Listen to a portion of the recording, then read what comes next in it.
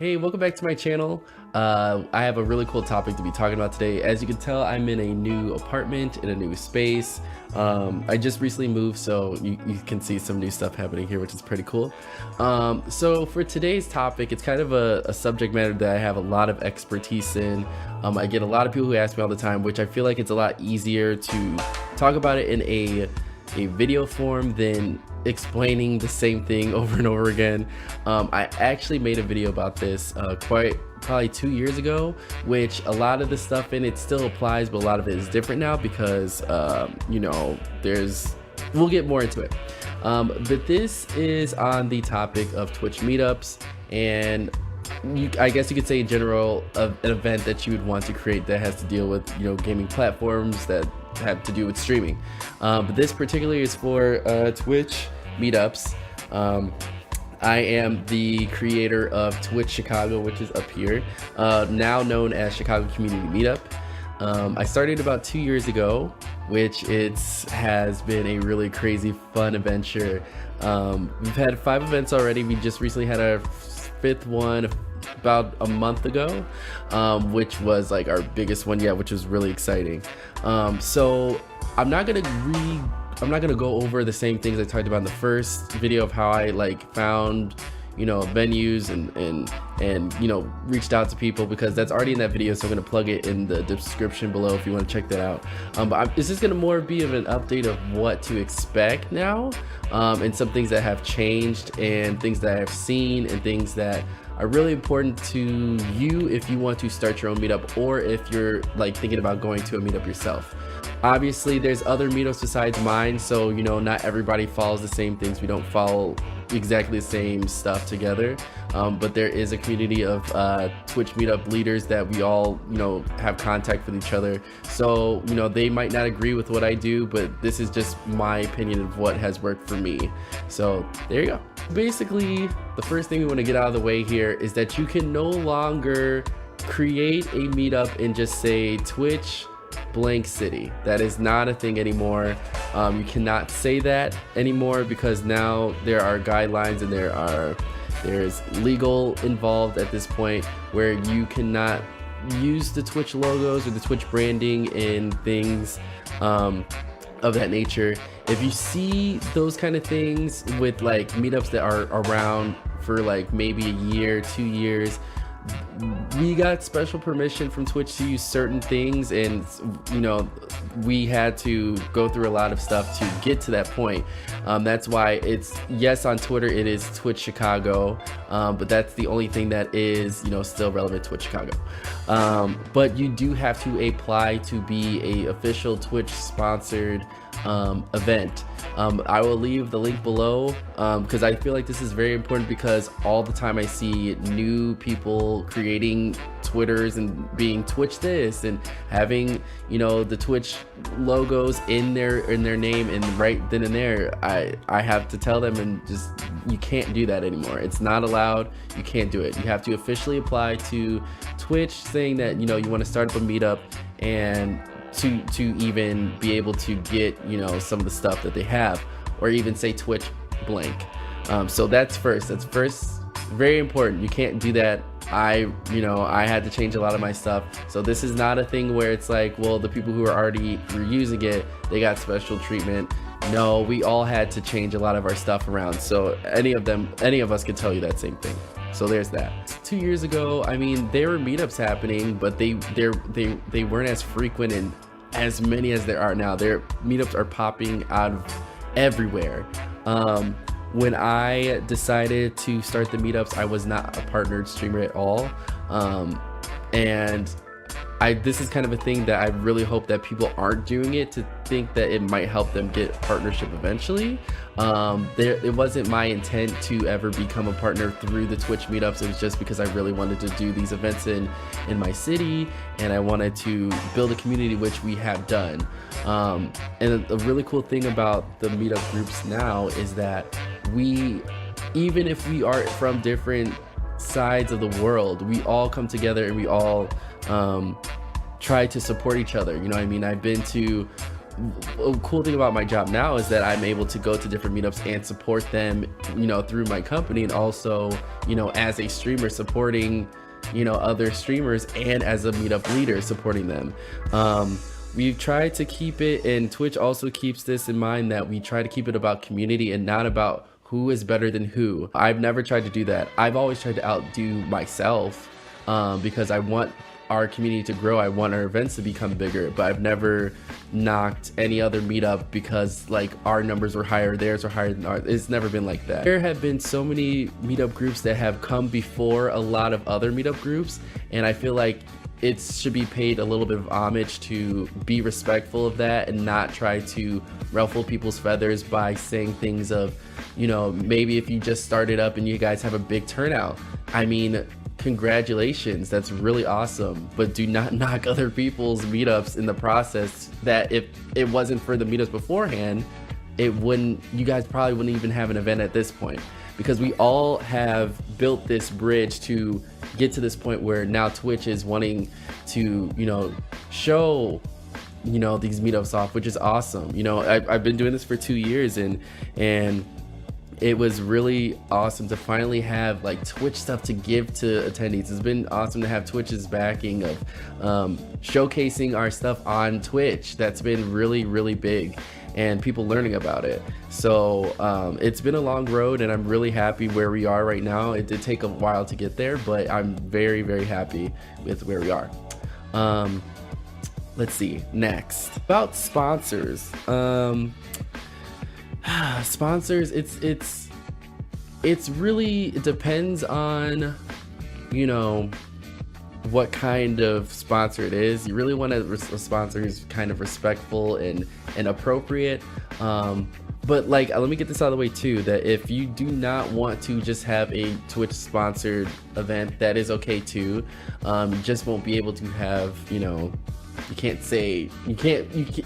don't expect promotion from Twitch if you're not doing a Twitch meetup, but you want to have sponsors who are appropriate in all aspects of if it's Twitch approved or not.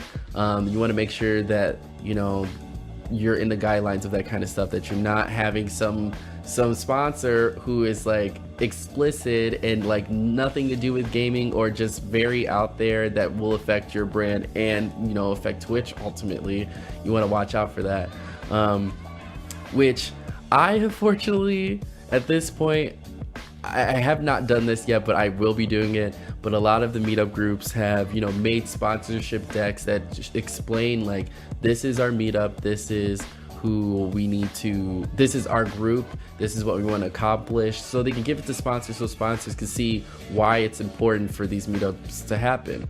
I know for myself that with our group, I have tried to reach out to new companies that have never really done anything with meetups before, and I've shown them like, this is really important, and for you guys to have your name out there, it is a really good chance for people to see that you want to connect with streamers on a different level, besides like, oh well, here's something for your stream and we won't talk to you anymore. I've had a lot of the sponsors actually show up to our events, and that's really awesome too. And if you're watching this and you're a sponsor, if you could make your way to an event that your company is sponsoring, that is always the best way, because it's easier for streamers and people to talk to you in person if you're there and it's not in the background. So if you're going to your very first meetup, and say this is the whole community's first meetup, I always tell people to definitely go into it with a open mind, especially if you're new. Like, if it's an established meetup, you will have people who will come to you and like try to make you feel welcome, which is always great. Our community is really like that, and we try to make new people feel welcome, because I know it's nerve-wracking meeting people for the first time, but this is also like, Twitch is such a small niche kind of thing, especially when it comes to, when you break it down into like cities and states. Like, not a lot of people are screaming, I'm a Twitch streamer, I watch Twitch, or any of that kind of stuff. So don't feel too afraid to interact with other people, because we're all in there for the same reason. So don't feel afraid to do that, which is always good. I would say, and this is kind of some growing pains that I learned from when I started this, When I started this 2 years ago, I was really focused on trying to get really big name streamers to show, or have their names on our website to showcase, like, oh, we have these really big streamers showing up. I feel like for the first two, it was cool. Like, it was nice having people see, like, okay, these people are showing up, feel free to come along. But then unfortunately, Twitch is kind of an industry where people have egos, and you'll run into that a lot. And I stopped doing that after the third meetup, because I started to see that certain streamers were feeling like as if the success of the meetup was because they were there and nothing else, and I just didn't want that anymore. And after I got rid of the featured streamers on the website, and it was just about the event, that's it, I felt like it got a little bit more, it felt more like a family. It wasn't about like, this person's here, that's why this is happening. If you start your meetup like that, featuring streamers, I'm not saying that's a bad thing, but you have to be aware that some people will feel kind of, like they're more important than others, which it's sad to say, but some people aren't like that too, so that's a good thing. But you just need to be aware that especially when you're making these events, like, you will run into people's egos a lot. I have dealt with it a lot. But it's gotten to the point where now it's just like, no one really does that anymore. People are just there to experience it. It's not about, I'm the bigger streamer, or this person's this size or that size anymore, which I feel that's what makes this community really good, is that it's full of different kinds of streamers, levels, like, years of casting, age, which is awesome. But another thing that I wanted to pull out real quick is that, like, yeah, there's been a lot of, because I know with Twitch, there's like, creative casters, and there's like gaming casters and esports guys and all kinds of stuff. Don't ever feel that you're not welcome if you're in if you're not, like, if you are a creative caster, don't feel like these events are not for you. Specifically the main ones that are sponsored by Twitch, all of them are open to everybody. It's not a genre specific meetup for people. If someone does that on the side, then that's cool, but like, don't ever feel like you can't go to a meetup because you're a creative caster, or you play like Call of Duty or whatever. Like, these events are made for everybody. It's not meant to be made for just a certain type of streamer on Twitch, that's for sure.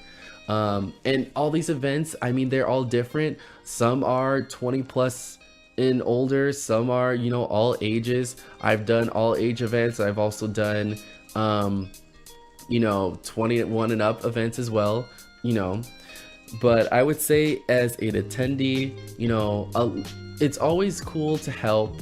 But it's like, if you have a question for an organizer, feel free to ask. But like, it's always really, I don't like when people like attack, organizers for different kinds of situations. The thing that you'll most likely hear every single time you have an event is someone will say, I just learned about it. How did I not know about this? So don't feel offended if people may not know about it. It happens literally every single event that someone will say, I didn't know about it.